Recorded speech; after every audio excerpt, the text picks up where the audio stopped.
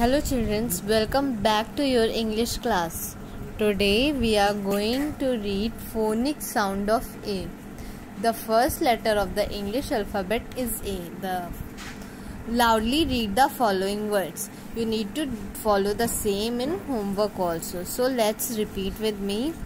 Ant, man, bag, mat, cat, bat, van, ball, rat, hat, car, fan. Let's repeat once again. Ant means cheetah. Yes.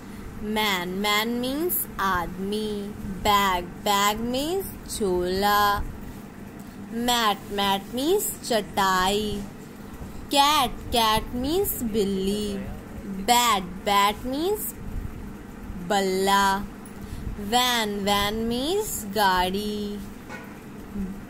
Ball means gend. Rat means chooha. Hat means topi. Car means gaadi. Fan means pankha. So you have to repeat the same in the homework also. Okay children, bye bye. See you soon.